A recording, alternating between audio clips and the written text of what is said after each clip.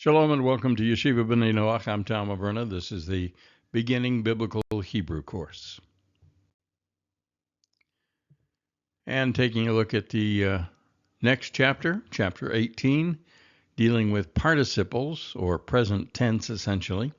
This will be the review of chapter 18. We'll begin with the oral review on page 179 of your textbook.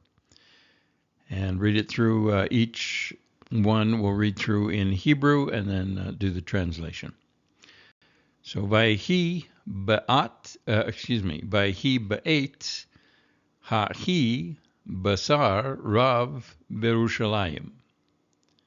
Haya ba'et hahi basar rav berushalayim. So, and there was at that time much meat, or flesh, meat probably, in Jerusalem. So without the Vav conversive, we have the same sentence. Haya ba'et, there was at that time much meat in Jerusalem. Number 2.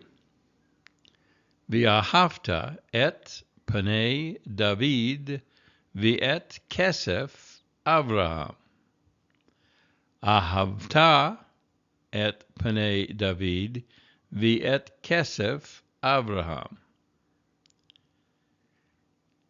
And you will love the face of David and the silver or money of Abraham. Again, without the Vav conversive. You loved the face of David and the silver or money of Abraham. Number 3 of the oral review. Vayar ha'adam ha'zakein et hatzon basadeh. Yireh ha'adam ha'zakein et hatzon basadeh. Beginning with the Vav conversive. And he, but the he refers to the old man, and the old man saw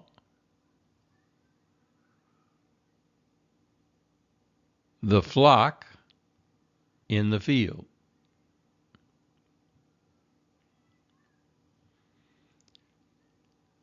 Next sentence in that, without the Vav conversive. The old man will see the flock in the field. Number 4. Nizkor ata et kol shamot achei Yosef. Let's try that again. V'zacharnu ata et kol shamot achei Yosef.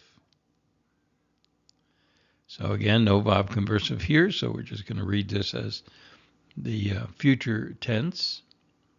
We will remember now all of the names of the brothers of Joseph. Then with the Vav conversive,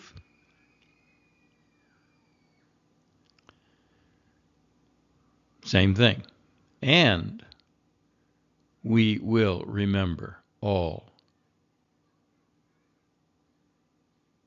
we will remember now all of the names of the brothers of Joseph. Again, just a reminder that Bob Conversive changes the tense of the verb. Number 5.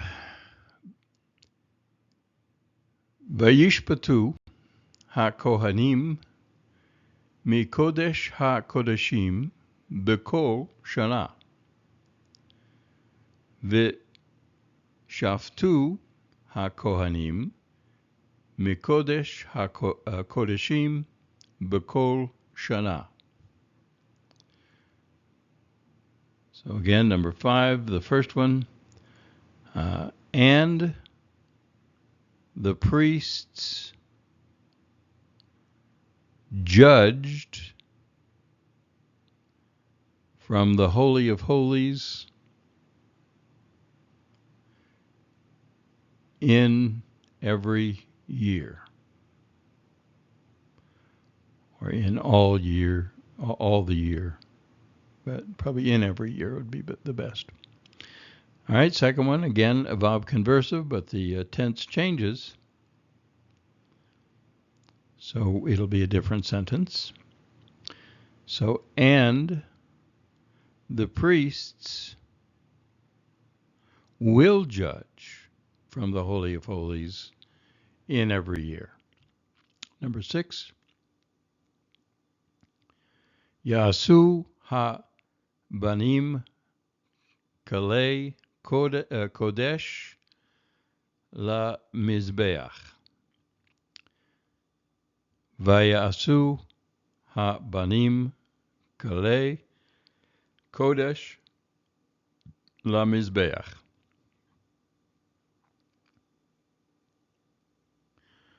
So the sons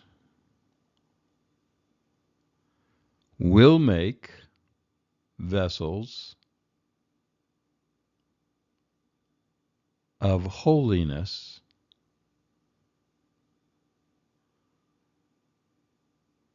for the altar. And here with the verb conversive, and the sons made vessels of holiness for the altar.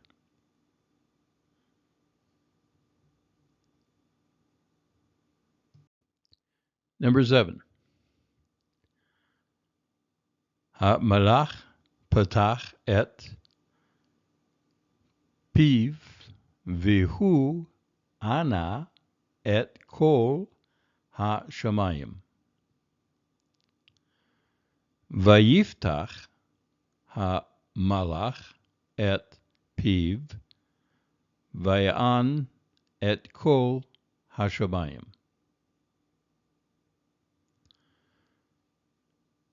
So the messenger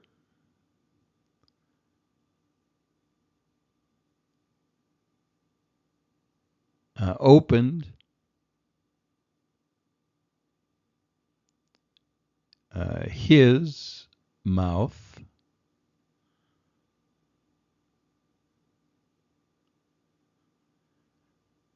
and he answered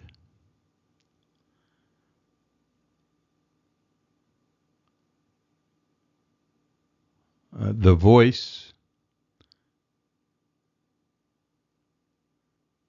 of the heavens.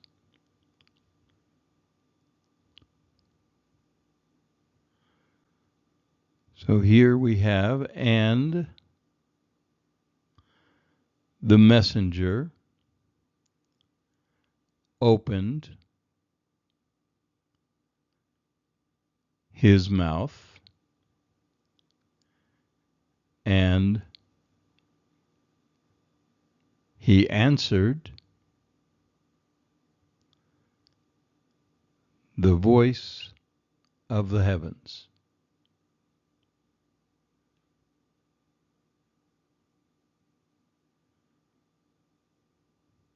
So again, just to point out the difference here. So we've got the pronoun actually written in here. And he answered. Again, this would be the past tense. But Ya'an puts he in the verb. But the Vav is going to make this future tense past tense. So that's why it's going to sound the same. But the sentences do look different. So just make note of that. Or understand that. Okay, number 8. Na'ale arza visham nirei ne'arim ketanim im rashim gedolim. V'alinu, get that right yet? Arza v'ra'inu ne'arim ketanim im roshim gedolim. So in the first sentence, we will go up to the land, and there we will see small young men, or possibly you could even translate, even though there's another word for boys, but you could translate that as small boys, with big heads. We don't know if that's literal or figurative. And then the second sentence, we have the Verb conversive. So past tense becomes future. So again, the same, essentially the same sentence. We will go up to the land, or towards the land, and we will see small young men, small boys with big heads. Number 9. Again, we're doing the oral review, page 179.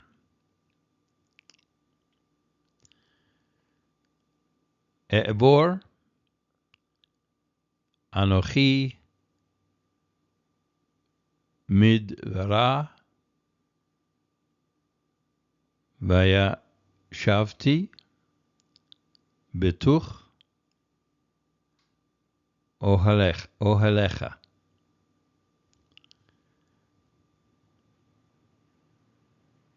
Va'evor midvara va'eshev betuch ohalecha. So the first one, I will cross over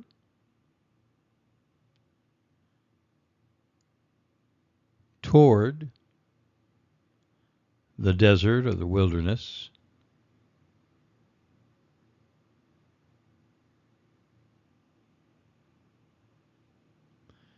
and I will sit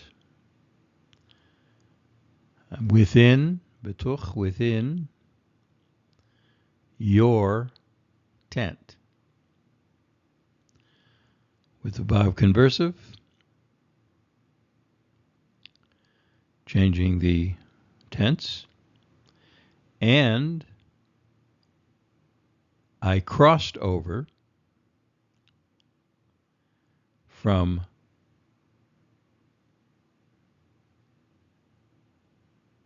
I crossed over to the wilderness, and I settled or sat within your tent. So again, we have the Verb conversive here,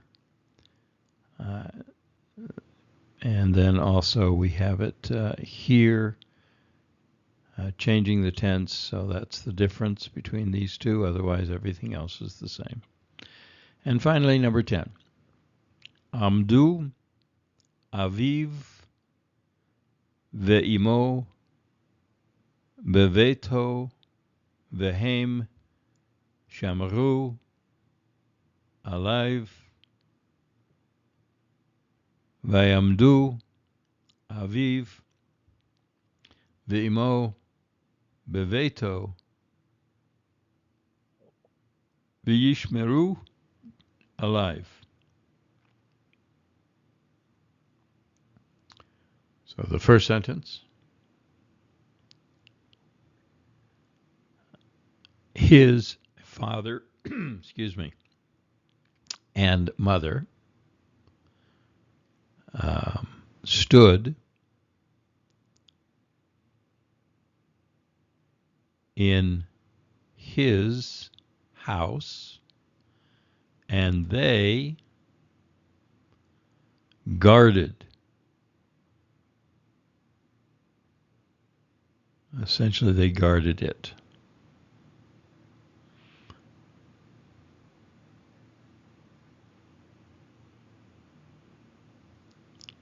And then the next one is his father and mother, and his mother stood, with the Vav conversive again, we're reversing the tense, stood in his house,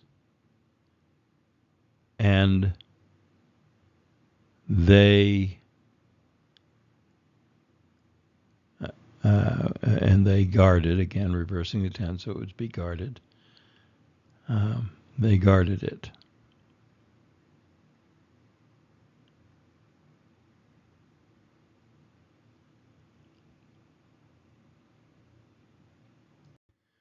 So let's take a look at the chapter 18 review.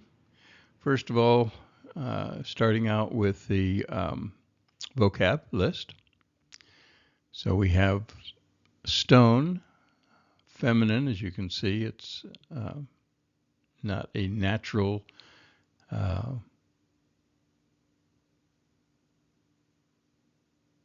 conjugation. Also notice the accent mark. So whenever you have a segolet, two segols together, and really this can work for almost any combination of two vowels together, the accent, you'll notice, changes to the first syllable. So instead of Aven, it's Evan, Evan. So that's one way to note which syllable. If you have the double vowels working together on that, then it changes the accent to the first syllable rather than the last. Okay, so Evan, and then Avanim, be stones. Evan, stone of. And Avnei, stones of. Aharon, Aaron. Bana, to build. Bana, to build. Goy, or Goyim, nation, or nations, a people or peoples. Again, it's irregular in that it is feminine, even though there's a masculine ending in the plural form. Yarad, to go down or to descend. Yarad. Ka'asher, when or as. So asher, who, what, where, when, with the like prefix, which is like or as. So if you can see the combination here, it might help you remember. So this becomes either when or as, either one. Kasher, when or as. Next word, camp. Machane, camp. Machanot, camps. Again, lots of irregulars coming up here. This is masculine, even though there's a feminine in the plural and in the singular. Machane, camp of. Machanot, camps of. Tribe is mate. Metot. So again, this is masculine, irregular. Mate is tribe. Metot, tribes. Mate, tribe of. Matot, tribes of. Masculine for deed. Ma'aseh. So if you recall, aseh is the verb for do or make. So a deed is something that's from a making, when you make a deed. So if that helps you to remember, ma'aseh is deed, masculine. Sort of irregular in the sense that it looks like it's a feminine ending. But the plural redeems itself from being irregular. Ma'asim. So ma'aseh, deed. Ma'asim, deeds. Ma'aseh, deed of. And then ma'aseh, deeds of. Another verb, Natan, to give or set. It is noted as irregular. They'll give you, the book will give you the conjugation. We'll talk about the conjugation here towards the end of the chapter. Adjective, tzadik, tzadika, tzadikim, tzadikot. So righteous or just. In the singular masculine, singular feminine, plural masculine, plural feminine. Rivka, which is Rebecca, Rivka. And then foot or leg, regel. Again, see the segulet, so you have the accent on the first syllable. Raglim, regel, ragle. So foot, feet, foot of, feet of. I guess I'll throw this out there just for the fun of it. If you've ever read the section of either the prayer book or scriptures that talk about the incense, the making of the incense, there's a phrase that's used with reglim that says you're not supposed to, even though you can get the same results with this, you're not supposed to use it. And this is, reglim is a euphemism at that point for urine. And oftentimes in the making of incense, urine can be used and is used, but not in the incense that is being used in the temple. So just a kind of a strange point for you to see. And then shata, to drink. Shata, to drink. So that's our vocab list for chapter 18. Let's take a look at some of the notes for it. So shata and bana follow the same pattern, obviously, as other verbs that end in hey.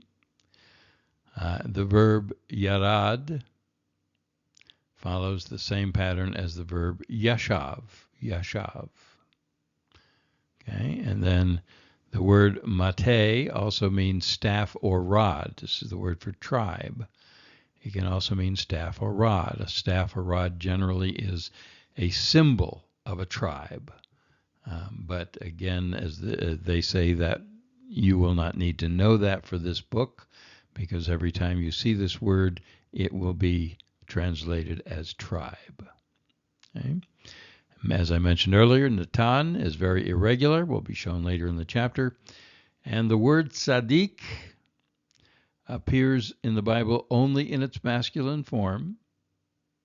There are only righteous men. Sorry, couldn't resist that. We're taking the liberty of using the feminine forms as well in the book. So you'll find the use of tzaddikah and tzaddikot in the book. So, but you won't find that in the Tanakh.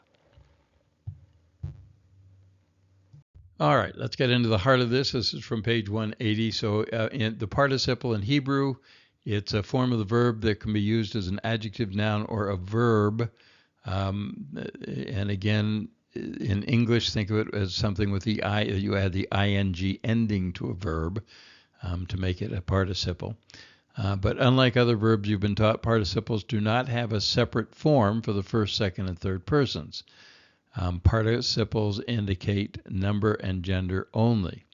So there are two kinds of participles, active and passive. Both are introduced in this chapter. Some verb roots in the Bible have no participle form, so you'll cross that bridge when you come to it. In English, participles, I mentioned, participles usually take a helper verb and an ing ending. So he is going. But again, it essentially also represents the present tense in the Hebrew language.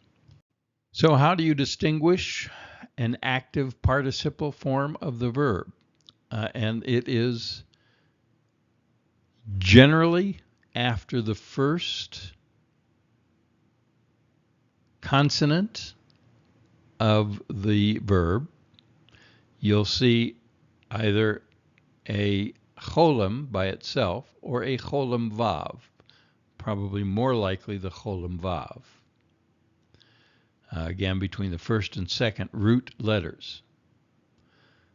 Participles may be spelled with or without the vav. Both spellings are pronounced the same. There may be slight variations in the participle form of some verbs, but the O vowel always remains the same. The participle forms are listed in your chart on page 374, 375. And I guess the thing that I want to point out to you is, again, we've talked about this before. Remember, we talked about the fact that in Hebrew, if you have a prefix on the verb, it means the future tense because it's in front, it's ahead of the verb, so it's in the future. If you have a suffix, it's behind the verb, it's in the past. But the beauty of the Hebrew form is that now we're dealing with something in the present. So you have the distinguishing extra unit within the verb because the present tense is within us now. It's not in the future, it's not in the past, it's in the now. So if you can kind of grasp a hold of that, I think it'll make some more sense to you. So taking a look at the pattern, as we talked about, here is the cholam vav in the masculine singular, cholam vav in the feminine singular, cholam vav in the masculine plural, and cholam vav in the feminine plural. But this can also be just the cholam, but it will be in that second position, or at least right after the first consonant. So to see it in a word, to guard, shomer, masculine singular, or shomer, same pronunciation, masculine singular. Shomeret, feminine. Shomeret, feminine. Shomerim, masculine plural. Shomerim, masculine plural. Shomerot, and shomerot. Again, the only difference is one has the vav and one doesn't. Oftentimes in commentaries, Torah commentaries, you will see this form referred to as defective because the vav should be there, but it isn't. And the rabbis will always talk about why the vav is missing. The vav has a value of 6, so oftentimes there's some relationship to the gematria, to the number system of the vav. Again, just some extra information. So here we see some irregulars, but only irregular in the sense that you have different voweling. The position of the cholam vav is the same in every one of these patterns. It's the same. So that's the main thing you want to look for. Okay? We sort of talked about this already, the participle as verb. So it is the present tense, essentially. The present tense as in the verb form. So it's not past, it's not future, it's not perfect or imperfect.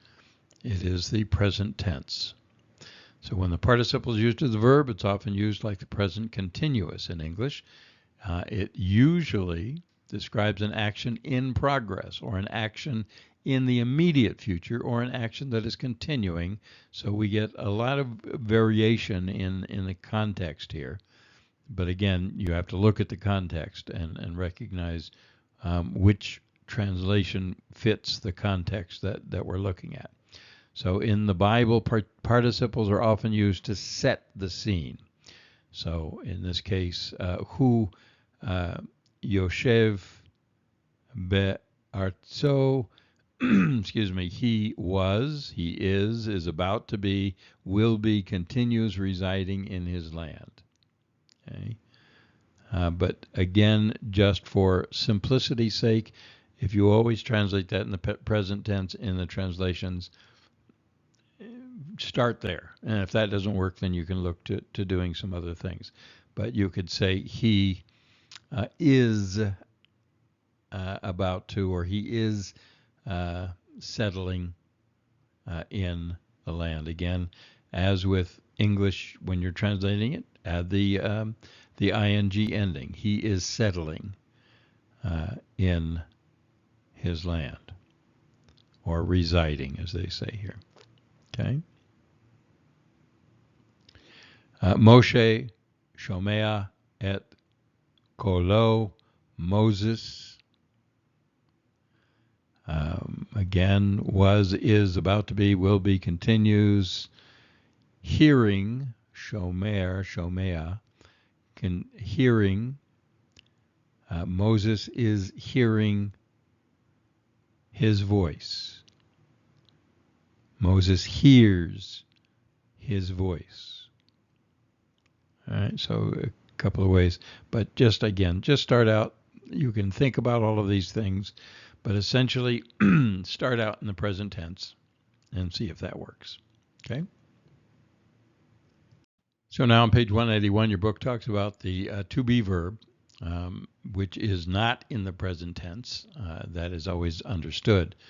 So you won't see it in as the to be verb, essentially, in any of these sentences. So you can translate the sentences that you see the to be verb in any time frame. So as with the noun sentences, it's usually easy to determine the appropriate time frame from the rest of the words in the sentence. Sometimes the time frame will be indicated by using a perfect tense form of the verb haya together with the participle. So if you see this, it can change the tense from the present into, in this case, the past. So he was residing. So you're still going to use the ing form of the verb, okay, but you're now going to read it rather than he resides in the present tense. You do change the tense to past because you have this marker here to let you know that that's the tense that it's supposed to be in. So again, this is where we go back to the previous slide where we looked at the was, could be, can be, continuing in. When those helper verbs are used in different tenses, this is how you know. So in the second sentence, Haim hayu yoshvim be'artzo, they were residing in his land. So again, we have the definition of the designation of the past tense being given you by the to be verb, which in this case just becomes a helper, the helper verb. And then you're going to add the ing ending to whatever the verb is here. Sit, settle, reside. So sitting or residing or settling would be how you would translate the verb along with its helper, which is shown to you by the to be verb form used here. Okay. And from page 181, probably obvious, but participles, when they are acting as verbs, and remember, a participle can be a noun, it can be a verb, it can be an adjective, it has several different roles, but when it is acting as a verb, it has to follow the same rules as a verb. So that means the subject and the verb have to agree in number and gender. All right. Hu yoshev or yoshev be'artzo. He was or is, he is residing, again, start there. He is residing in his land. But that has to match the subject. He yoshevet be'artzo. She is residing in this case, his land rather than hers. But it matches the subject, not the object.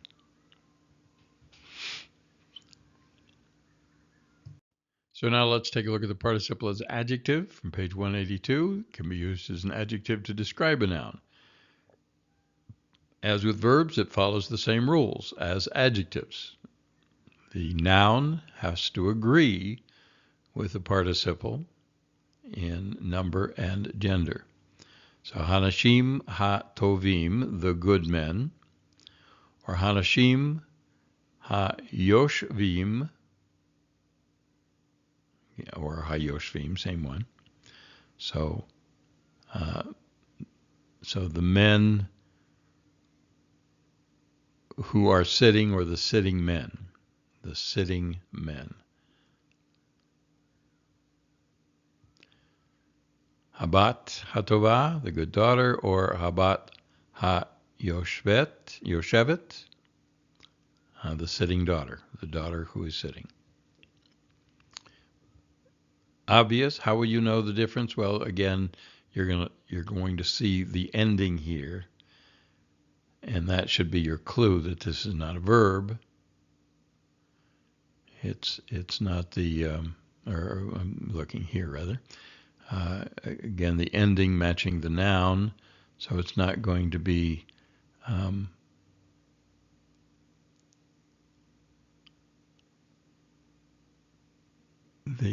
so this is going to be the adjective. You can also look at it as a predicate adjective, same thing. Again, when we look at it, even translating it as a verb, it still works out as an adjective. So.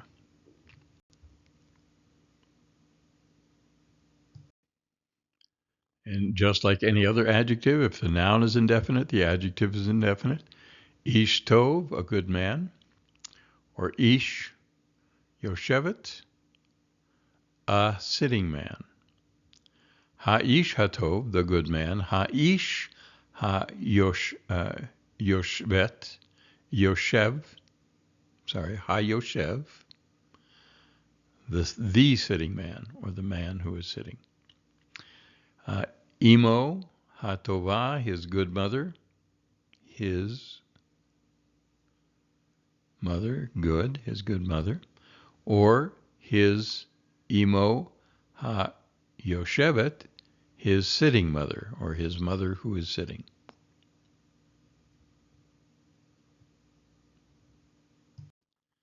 So, and this is the main point here, and you saw that we did this in the last few sentences.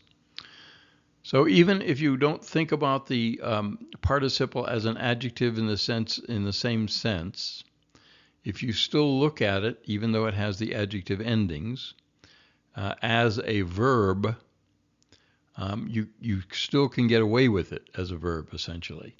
So instead of saying the sitting man, if you just said the man who, and then it becomes a participial verb, essentially, with a helper, with a verb helper. So the man who is, was, will be sitting. And that generally is going to sound better with the participle in English than the sitting man. Technically, you can do either one. But if you get in the habit of just adding the word who before the participial verb, or the participial form, rather, then your helper verb, based on the tense that you want to go with, then it might enable you to even better think about it, so you don't have to change the meaning from a verb to an adjective, in the sense that an adjective generally doesn't have action related to it. But if you think about the participle by adding the word who, I think it'll make more sense in the translations.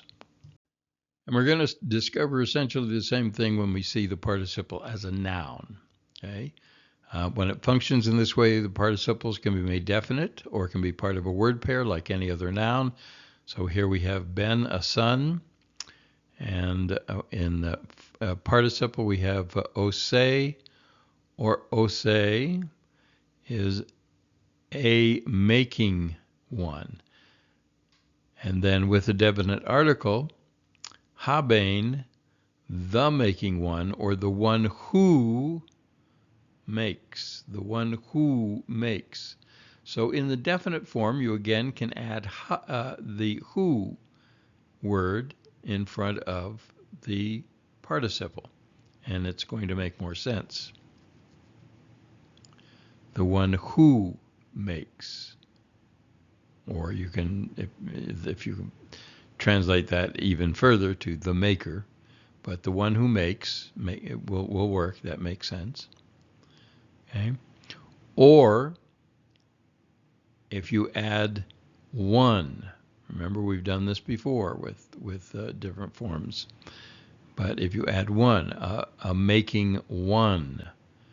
So if you don't have the definite marker, then it's referring to any one, if that helps you to remember it. Any one. And this is the one who. The one who. All right? Well, you'll get lots of practice with this, so don't worry about it. But do recognize that this is what you're looking at. The participial forms have that uniqueness to them in that they're a verb. They're the verb form. You will see the verb root with the participial injection. And just recognize that can be a verb, a noun, or an adjective, but you're going to still be able to see it as a verb in some way. Again, using the word one after it or the word who before it, depending on whether it's definite, indefinite, noun, or adjective. So on page 183, we have some examples. Ben Shalom, a son of peace, or Osei Shalom, which you may remember from the prayers. One who makes peace, Osei Shalom. One who makes, asa, the verb for making. One who makes peace. or you can just do a maker of. But again, I think it's the second form that's going to sound the best in translations. One who makes peace. B'nai Shalom in the plural, sons of peace. Participial form, osei Shalom. Blessed are the peacemakers, the makers of peace.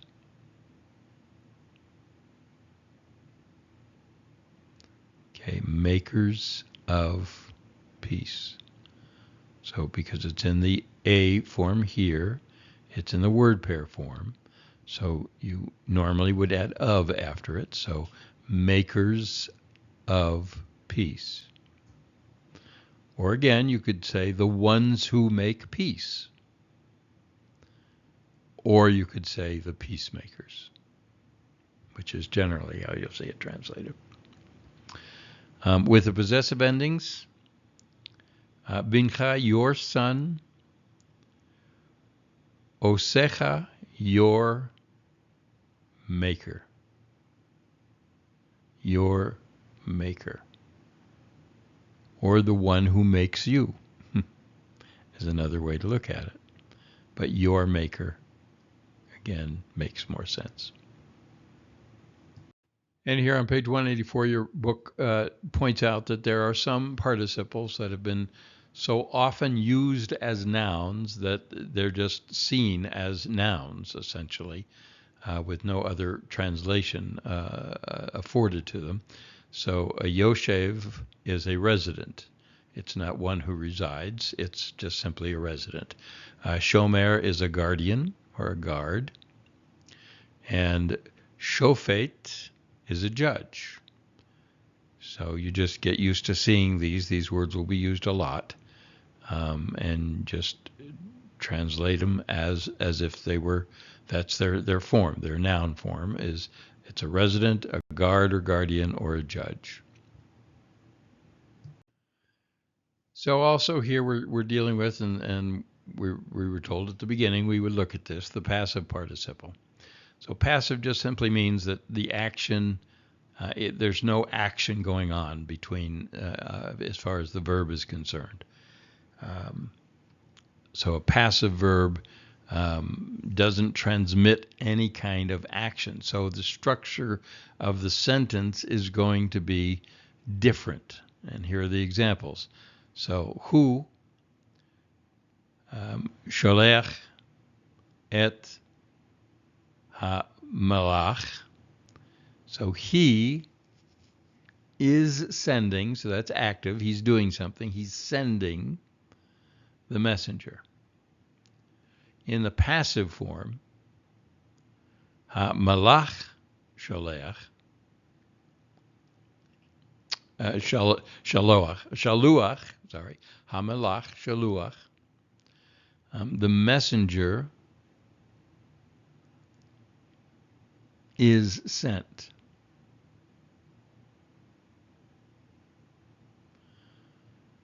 So the difference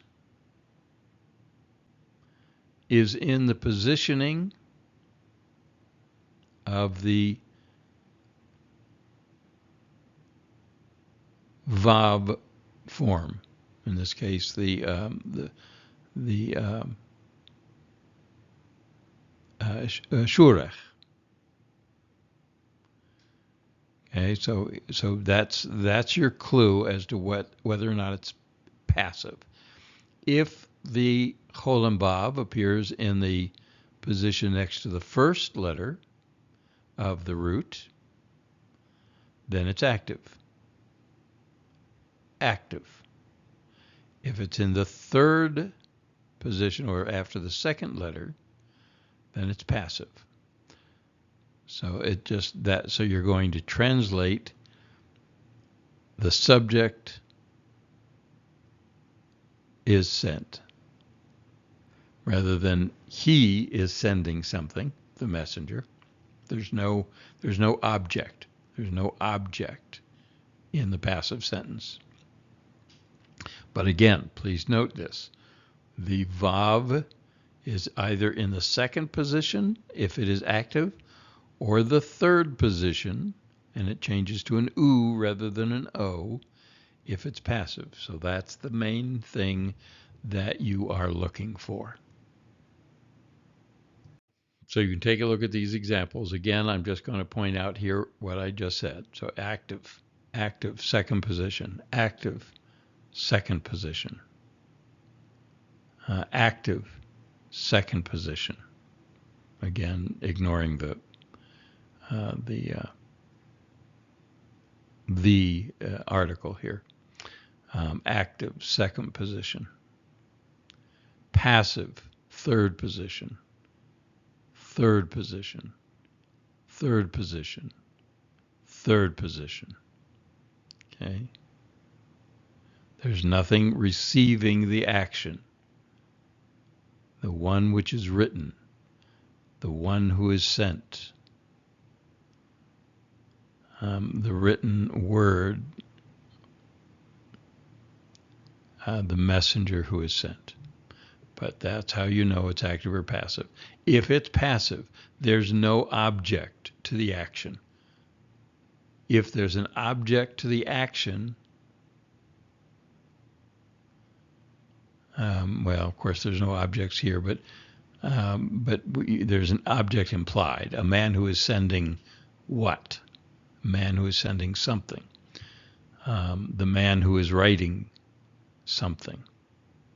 Okay, again, active without an object, but the main thing is to look at where the position of the vav, and we're looking at the vav, even though it's a vowel here, the position of the vav in the sentence or the vowel. I don't think, we'll see if I don't remember the book mentions this, but I don't think in this case, remember we talked about the vav sometimes disappearing in the participle form. I don't think you're going to see that. I don't think you're going to see a kibbutz, the three diagonal dots, replacing this in the passive. I don't think that's going to happen.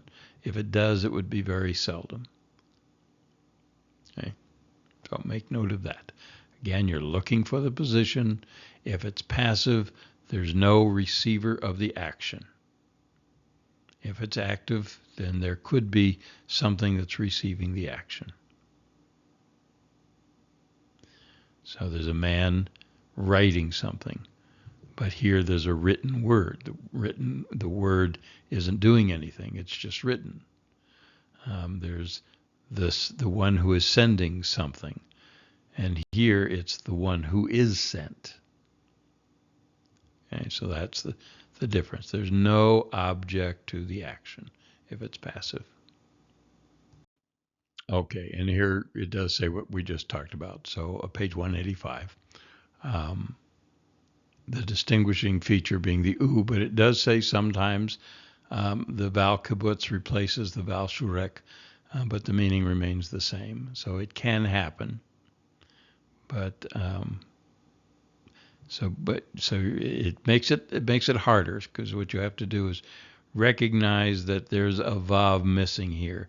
It's easier to recognize it when you see the cholim, without the vav, because that's, you always are going to see a vav with it.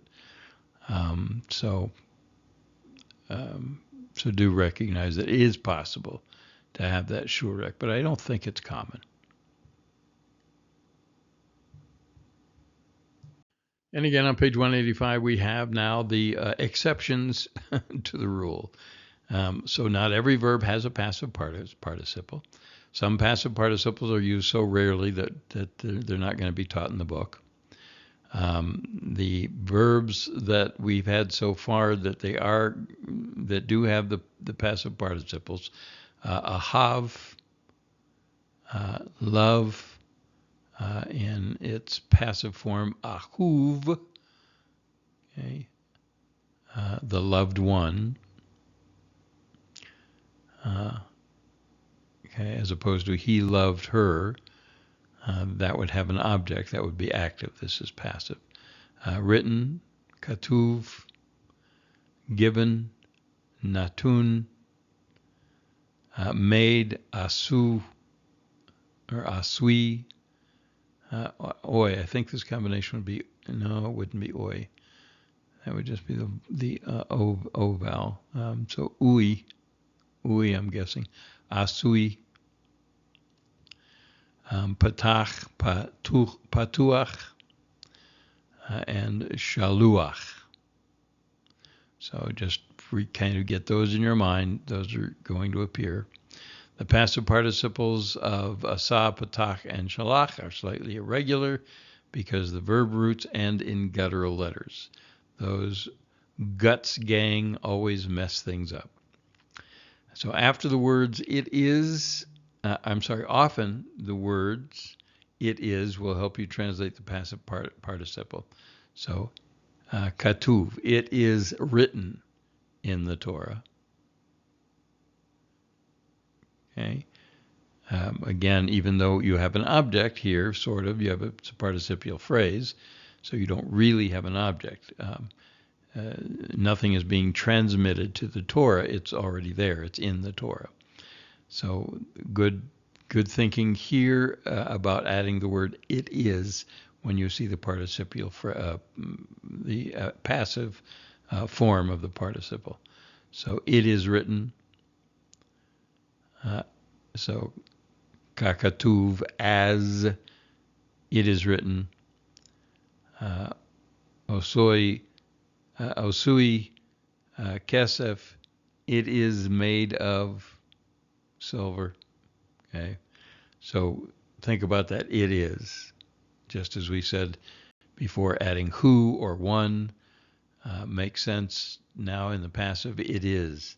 That's what you're going to add. So summarizing now what we've learned about participles. Participle can be used as a verb showing action in progress. The king is judging his people. Or it can be used as an adjective. The judging king resided in the land. Or it can be used as a noun. The judge resided in the land.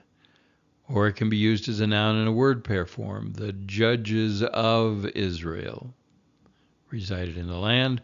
Or you can see passive participle. In this case, is written. This word is written, or it is risen. It is written. We said just add it is. In this case, the it drops off, but you can think about it the same way. So this word, it is written. But that doesn't make sense. You drop the it and just is written. Okay. And as promised, here's the conjugation of the irregular verb Natan.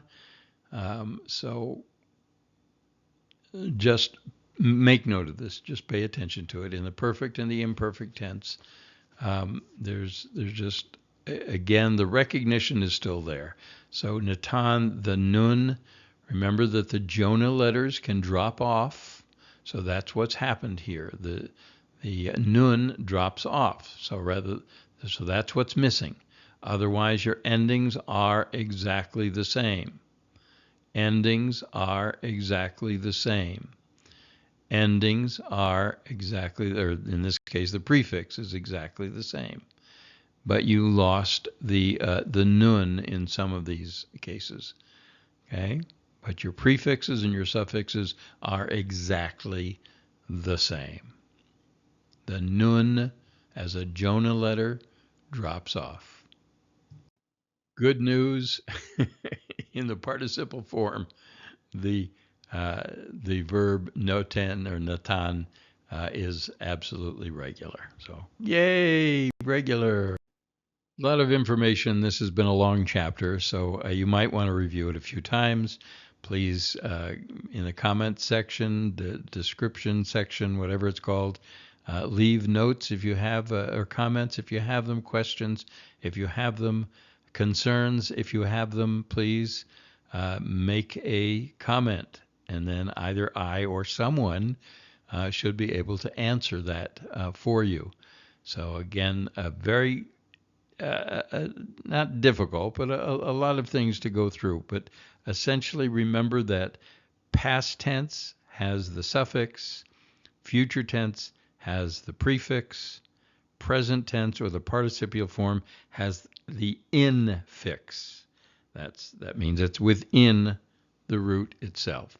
So be aware of that, and that will help you to understand and to do well. All right. So we'll get some practice with the exercises coming up. So look at this as much as you need to, and we'll see you back here for the first exercise for Chapter 18. Thanks for being with me. For Yeshiva B'nai Noach, I'm Tom Averna. Shalom.